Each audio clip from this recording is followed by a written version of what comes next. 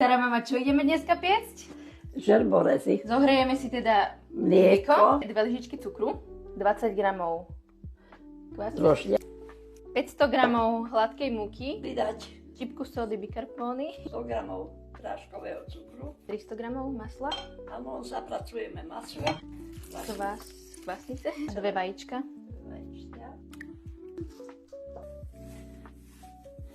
Máme cesto, ktoré rozdelíme na 3 časti. rozvalkať.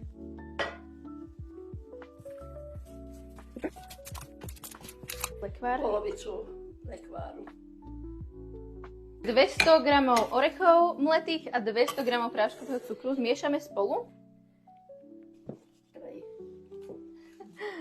Treme slivkovým lekvárom, pridáme orechy. Poprepichujeme vidličkou, zakrieme a necháme kysnúť pol hodinu. Pol hodinu. Koľko pečieme?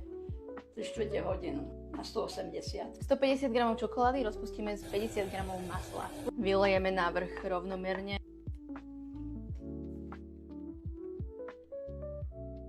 Mäkké testo, aj poleva je dobrá. Mohla si to krajšie odkrojiť. Keď bude vychladnuté celkom, na druhý deň sa to bude dobre krájať. Spravte si aj vy žerborezy s nami.